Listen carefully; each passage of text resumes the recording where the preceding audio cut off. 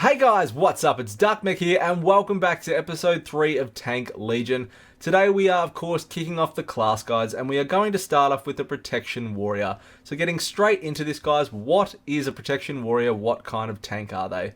They're sword and board tanks. They use block, parry and dodge to smooth out incoming damage. They're generally a smoother style of tank for healers as we're able to block and absorb so much damage. We've got loads of mobility, but we very much lack in the self-healing department.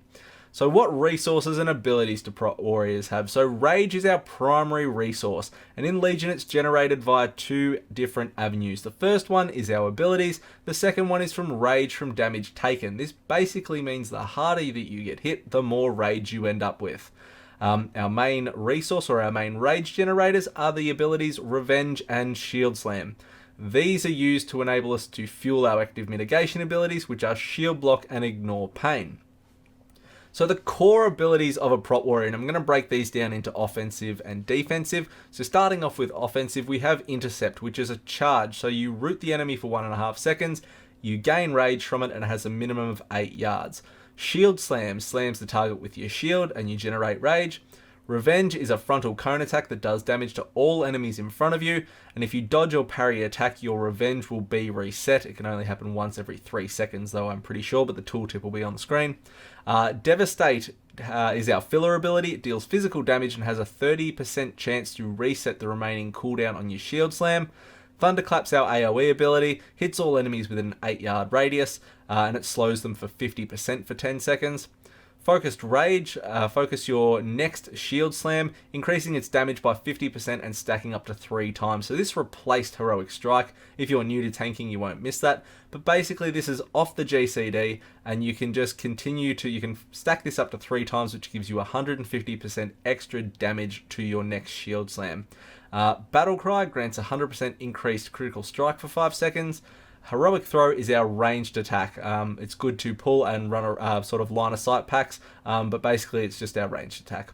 And that is pretty much it for the offensive core toolkit for a Protection Warrior. I haven't mentioned the artifact ability, but we will get to that.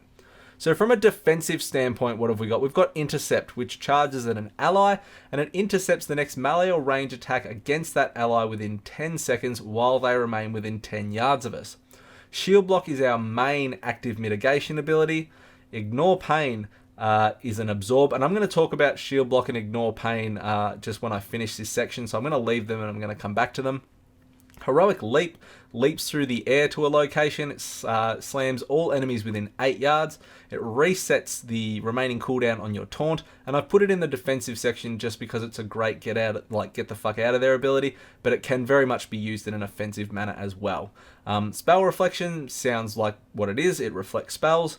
Shield Wall is our big defensive cooldown. It reduces all damage we take by 40% for 8 seconds. Last Stand is our other big cooldown. It increases our max health by 30% for 15 seconds. And Demoralizing Shout demoralizes all enemies within 10 yards, reducing the damage they do to you by 20% for 8 seconds.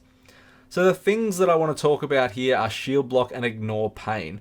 So Shield Block is our active mitigation ability. And there's always questions about what do I use? Do I use Shield Block or do I use Ignore Pain? And when Shield Barrier was in the game, this was the exact same question. And it's still the exact same answer. So if you don't know, Shield Block is your go-to active mitigation ability when you are being attacked by melee. It gives you 6 seconds of blocks for all melee attacks. You get 2 charges out of it. It costs 10 Rage to activate, and its recharge is reduced by Haste. So the more Haste you have, the higher uptime you are going to have on your shield blocks. Ignore Pain is an absorb. So it's activated by using 20 Rage or up to 60 Rage. If you have more than 20 Rage and you use it, it will take that amount and it will just increase the absorption by whatever Rage you've got over it. It's fantastic for magic damage and bleeds and dots and all that kind of stuff. You can still use it against melee attacks, but Shield Block is better against melee attacks. Ignore Pain is much better at magic damage and things like that because you can't block magic damage. You can stack both of these, so you can have Shield Block up and you can use Ignore Pain, and there's nothing wrong with doing that. That's not retarded use of gameplay or anything like that. That is fine, and you should be doing that. Ignore Pain you can also stack. So if you're on a boss and you know a large magic burst ability is coming up, you can start to build a really large Ignore Pain barrier up. Same as if you were off tanking in a raid, you could start to build a barrier up. Demoralizing Shout is a great damage reduction ability. And you want to make sure that you're using this. Large AoE pools, bosses in dungeons and things like that are hard hitting, when there's hard hitting sections coming up, make sure you are using Demoralizing Shout. The artifact ability I'm going to get to now, Neltharian's Fury, it can be used both offensively and defensively. If you don't know what it is, you enter a defensive posture, you critically block all attacks while fire comes out of your shield for 3 seconds. It damages all enemies in front of you, and you can also use defensive abilities while this is active, like Ignore Pain and things like that. You just need to be really careful about where you are using Neltharian's Fury. It's a channeled ability, which don't even sort of get me started on that track, but it is what it is. If you get knocked back, if you have to move, it will cancel this ability. So make sure you are quite careful in regards to what situation you activate this ability in and what time you do it. So that's pretty much it for core abilities, guys. Moving on to talents now. So the level 15 row, Shockwave is pretty much the #1 pick here. It's a really, for dungeon content, it's extremely powerful. If you hit 3 enemies with it, you get a 20-second cooldown. If you hit less than 3 enemies, you get a 40-second cooldown. But it's a stun, and it's very, very powerful. So it's the best pick in this row. Warbringer is actually the highest DPS increase in the row, but it's not a simple to use talent. It also means if you intercept an ally, you're going to deal damage to them. So my advice is to stick with Shockwave. Level 30, Inspiring Presence or Safeguard. Inspiring Presence is my pick here. It's a great boost to healing in raids or dungeons or Mythic Plus dungeons. Safeguard is a strong choice. It replaces Intercept, and basically if you intercept an ally, you're going to take 20% of their damage taken to you over the next 6 seconds. So it's certainly not a horrible ability. You just need to make sure what you're intercepting is, and you're going to live through it and things like that. But Inspiring Presence is definitely where I'm steering you on this row. Level 45, Ultimatum or Avatar. This is an interesting row. Ultimatum is the best survival choice. It couples up really well with Vengeance and Heavy Repercussions, and it is certainly the best survival option in this row. Avatar is the best DPS option, so if you are past survival, or if you are of the opinion of kill it quickly rather than survive for a long time, Avatar coupled up with Battlecry and Ravager is a really fantastic DPS game. It also frees you from snares and roots. So 2 choices there to make depending on what you are doing and how you're progressing. Level 60, guys, Crackling Thunder or Bounding Stride. From a raid perspective, you're going to take Bounding Stride just due to the movement speed boost off Heroic Leap. Crackling Thunder is just extra range on your Thunderclap. It's very good in dungeon application, I think, especially for beginner tanks. And Bounding Stride in a dungeon format, and unless you're kind of racing through mythics, or if there's an ability that you have to get the fuck out of really quick and get back in for, but even then you've still got Charge, Heroic Leap, and Intercept. So Crackling Thunder is probably my beginner tip, I suppose, and even my dungeon pick for you. Level 75, Never Surrender or Indomitable. Indomitable is certainly the pick on this line. It gives you a 25% boost to your health. And pretty much straight from Trekkie's mouth here, it makes every single Ignore Pain you use 25% stronger. So it's the more stable choice in this row. Never Surrender, if you were spending a lot of time at half health, you could probably make good use of this talent. And I don't know if you were chain pulling in Mythic Pluses or on a solo fight in a raid boss, and you were spending a hell of a lot of time at low HP, then you could probably make good use of this talent. But if you're not in that situation, it's going to be wasted in comparison to Indomitable. Level 90, Vengeance or Into the Fray. This very much depends on what you're doing. Vengeance is going to reduce the cost of your Ignore Pain. It links in really well with Focused Rage, and it's certainly the more stable of these 2 talents. Into the Fray gives you a haste boost. So like I was talking about before with shield block, the more haste you get, the more uptime you're going to have on shield blocks. This is a great haste boost provided you are surrounded by 5 enemies all the time. So if you were chain pulling, or if there was a fight where there were a billion ads spawning all the time and you were the ad tank, Into the Fray might be okay. But if you are not into those situations, or you're not sort of doing content where that's going to happen, it's kind of a wasted passive and you're better off going with Vengeance. Level 100, Heavy Repercussions or Ravager. From a tank survivability standpoint, Heavy Repercussions is the best point by a mile. With enough gear, so more haste, you will have stupid amounts of uptime on shield block, as I've sort of been saying through this guide, which is a huge survival boost, and it's also a damage boost by the 30% extra damage you're going to get from heavy repercussions onto your shield slam.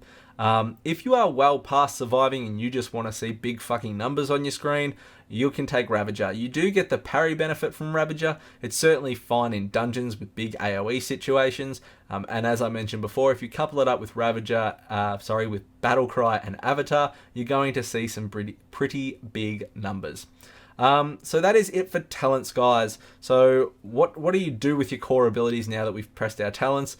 Rotation wise is a priority system for the Protection Warrior. So in a basic nutshell, what you want to do is every time Shield Slam is available, you want to press it. Every time Revenge is available, you want to press it. And everything else, you just want to be spamming Devastate. Devastate is your filler. It's going to give you RSI, so you need to bind it to something that's convenient, and it has that chance to reset the cooldown on your Shield Slam. And that is pretty much the single target rotation from an offensive point of view.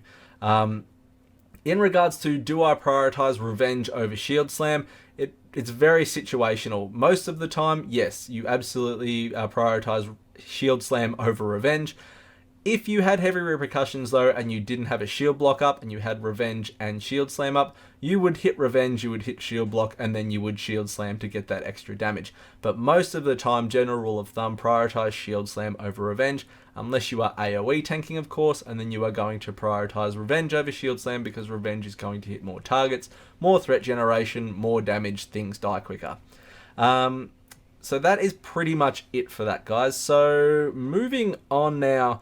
I did mention about Neltharion's Fury, which is the artifact ability. Make sure you're using that. It's a great AoE pickup as well.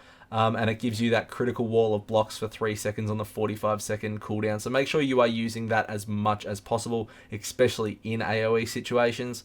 I've already talked about Shield Block and Ignore Pain. I do quickly want to talk about Shield Wall and Last Stand. And the biggest thing I want to say with these abilities is don't be afraid to use them. And I know that sounds stupid, but a lot of tanks play so reactively with these abilities, meaning they hit 15% HP and they're like, fuck, I gotta hit Shield Wall. Or worse, they hit 10% HP and they hit Shield Wall and Last Stand. And sometimes there is a situation that calls for that. I'm not saying never do that, but you want to be proactive with your big cooldowns. So, for example, Mythic Dungeons, second boss of Halls of Valor, when you have to use a defensive on Hersia and she punts you across the room, that hits like a fucking hammer. So what I do is I might be on 90% HP and I use my Shield Wall on the first one, and then I use Last Stand on the second one, and then she's dead. But you need to make sure you are being proactive with these. You are helping out your healer by smoothing out damage, not putting them in really fucking awkward positions and hitting shield wall at 5% and saying, get me the fuck up. So don't be afraid to use your cooldowns. And obviously knowing the fight goes a long way to helping you in doing that. So stats-wise now. Stats, guys, Haste without a doubt is the #1 stat that you want to shoot for on a Protection Warrior. As I've mentioned, Haste lowers the recharge on your shield block, higher defensive capabilities, higher offensive capabilities. It also lowers the cooldown on Revenge and Shield Slam, which again just leads to more rage generation, which leads to more survivability. The second stat you want to go after is Mastery. Mastery increases the size of your Ignore Pain. It increases your passive mitigation through your block chance. It also increases your chance to critically block, and it gives you more attack power. So Mastery and Haste. Haste is the first primary stat that you want to chase though. So on to the artifact now. So you can see on your screen, if I start recording here, this is the scale of the Earth Water, the Warrior artifact. And I'm going to have a diagram next to it from Icy Veins, which is going to show you 5 paths. And I'm going to click through this to show you which way you want to go through your artifact weapon to maximize your points in what you're doing, to get the best things first, and to not waste points in your artifact trait tree. So starting off, guys, we're starting at Neltharion's Fury, where everyone starts. This is the first path that we are going to take. So we're going to go up to the right. I'm not going to read out all these minor traits. You can go and read them. But we're going to Dragon Scales first. So the first major trait we are going after is Dragon Scales. So blocking an attack has a chance to increase the total damage ignored by your next ignore pain by 60%. So that is the first golden trait we are going after, and this is the path we are taking. The second golden trait we're going after is Scales of the Earth, or Scales of Earth, which critical blocks have a chance to cause an eruption from your shield, increases your armor by 30%, and deals physical damage to all enemies in front of you. The way we're getting to that one is we're coming back to Intolerance, we're going up to Wall of Steel, we're coming down here, and we are getting our second major ability, or our major trait, which is Scales of Earth. We're then going to come back down to Strength of the Earth aspect, and we're going, this is the third path that we are going to take up. So we're going to the last one, which is Might of the Rykel, which your Shield Slam and Revenge generate 50% increased rage during Demoralizing Shout. So they are the first three paths that we are going to take to get to our mages. The fourth one you're going to do is you're going to fill out Toughness, and then the fifth one you're going to do is fill out Thunder Crash. So that is the three paths that you are going to, the 5 paths that you are going to take to complete your artifact. Then you're just going to go to your Paragon system down here in Unbreakable Bulwark. Now there are 3 relics on the Protection Warrior artifact: Iron Relic, Blood Relic, and Fire Relic. Your Fire Relic will be locked until you complete your class campaign. This is the same for every single class, and you can see on the screen now what I've got up. This is the list of quests you have to do for the Warrior campaign, and it is quite fucking lengthy. So my advice to you is get started on this as early as possible, because unlocking that 3rd relic is a huge, huge, huge boost, just to your item level and just to your all-around gameplay. Relic choices, when it comes down to it, guys, always choose the highest item level relic. When you eventually hit your content ceiling, that's when you can start to choose what relic has what on it. From a defensive standpoint, the 2 relics that you really want to chase are Rykel Shield Training and Dragon Skin, and then you can fill it out with one of the other relics. This Rage of the Fallen is a really good AoE DPS one, and Shatter the Bones is also another relic you could go for your 3rd slot. So that's when you can really start being picky about it. But until then, just take the highest item level relic you've got and stick it in the slot. So that is pretty much it, guys. I think I have covered off everything. Hopefully I didn't ramble on for too long. If you have any questions at all, please do hit me up in the comments section. Otherwise, like, comment, subscribe, and I will see you all next time for the next episode, which I think I'm going to cover off the Blood Death Knight next. So until then, I will see you all then. See you guys.